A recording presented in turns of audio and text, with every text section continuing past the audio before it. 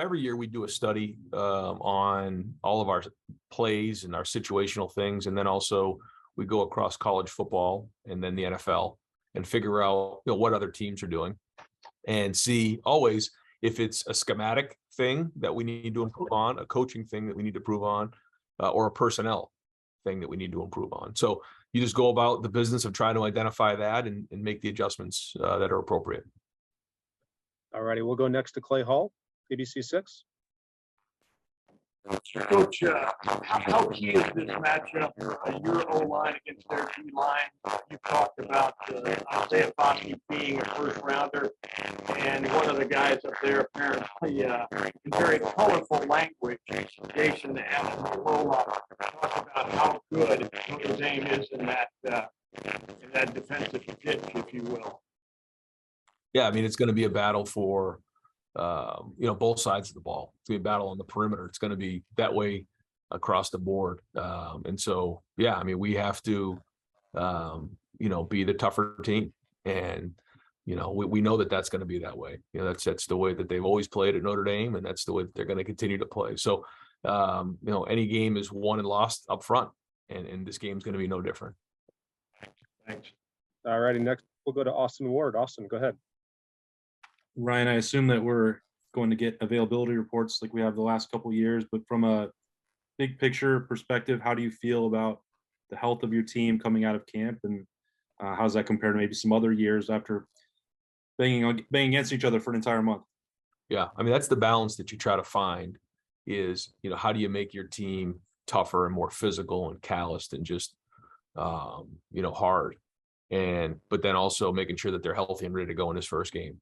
I think we struck that balance, and we'll get that availability report here out. But that balance has been good. I think when you see it, it's exciting to know that we're at full strength. All righty, next up, Jared Smalley, WCMH. Hi, Ryan. This is kind of an unusual question, I think, but it's something I thought about going into a first game as opposed to a fifth or sixth game in a season when you're looking at tendencies and you have people on your staff who break down offensively where your tendencies might be on third and short or, first and, my point is, how do you do that in a first game? Avoiding getting into tendencies, understanding that it's a new team, new offense, new personnel. How do you avoid getting into habits per se? Yeah, well, I think when you're dealing with a first game, there's just a lot of changes that are made, and what you're doing, what they're doing, and you have to try to have a contingency plan in place for what's going on. And certainly when you have a new team and a new defense or a new offense or new special teams, you have to do the things that fit their skill set. And every year, we have to do something different, and that's for everybody in the country. So. Yeah, these first games are a little bit funky that way on both sides of the ball. All righty, we'll go next to Dan Hope from 11 Warriors. Hey, Ryan, Ohio State just put out a video today of CJ Stroud, giving the entire team, gift cards to buy suits. I know you've talked a lot about, how CJ stepped up as a leader this offseason. Are those the kind of things you've seen from him with, taking an interest in, helping his team not only on the field but off the field?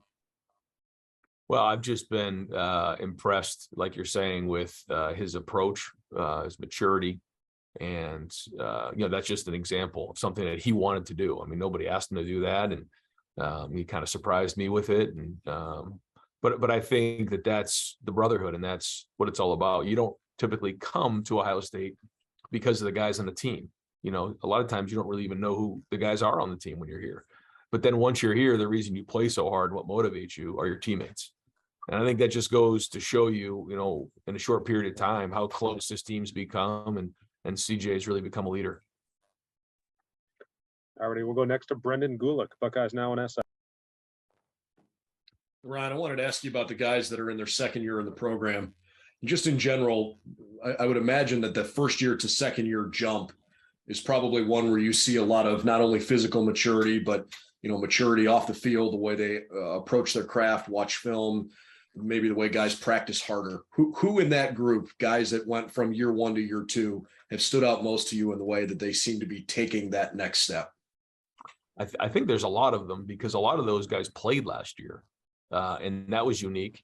And so I think when you look at a lot of our second year guys, I mean, across the board on defense, when you look at the guys up front, when you look at the guys in the back end, when you look at our receivers, when you look at, there's a lot of those guys in that sophomore class who are playing for us. And, I feel like even probably, 5 to 10 years ago, if you had a lot of sophomores playing, you're like, man, this is a young team, and I guess young is all relative in terms of experience because these guys have played.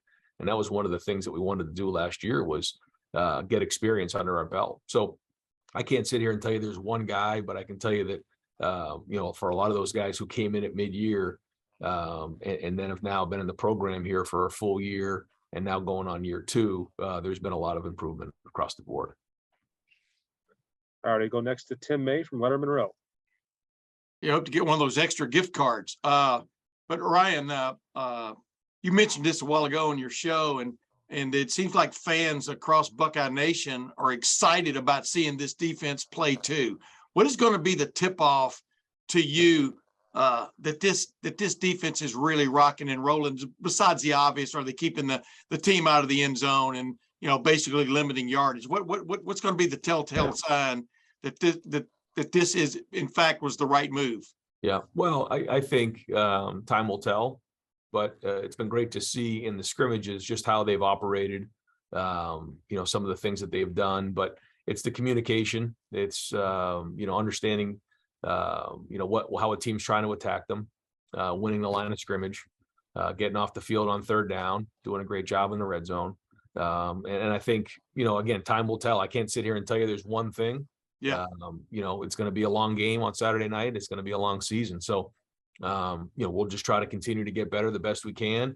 But, it's time to go play and kind of see where we're at and start to figure out, in game, what adjustments need to be made. Thank you. No All problem. right, next we'll go to Tony Girdham, Buckeye Huddle. Ryan, what would a successful running game look like for you on Saturday?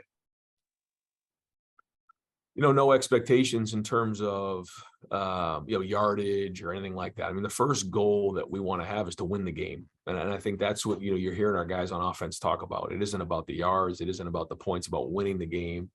And a big part of running the ball is controlling the clock. And I think that's something that we want to do. I think, finding a balance is going to be very, very important. But when you run the ball and you control the game, your chances of winning go way up. Taking care of the ball security is going to be very important in this game. So, we're going to focus on that and kind of come up for air when we get done with the game and figure out where we're at and reevaluate it from there. But I like the plan we have going in. I like the work that guys have had going in. But now we got a top 5 team in the country that we got to play against, and so it's a big challenge right out of the gate.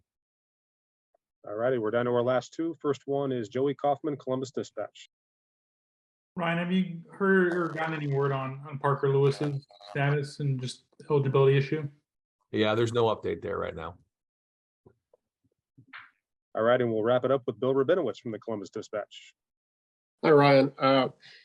These marquee non-conference games have not gone particularly well for Ohio State lately. Obviously, Oregon last year. Is that something that you've talked about? Obviously, the inexperience of those teams I'm sure has played a major role. Is that something you've discussed, and how better equipped do you think for this year? No, I haven't really talked about that at all. It's just been about this team, and it's about Notre Dame and Ohio State, and we're playing a game on Saturday night, and the best team's going to win. So hadn't really thought or talked about that at all.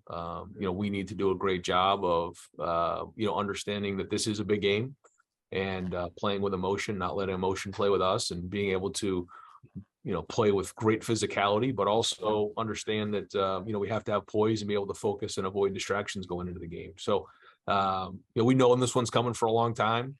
This has been a huge build-up, and we're obviously excited for this one. All righty, Coach. Thank you so much. We'll talk to you Saturday night. Okay, guys. Thanks. Thanks.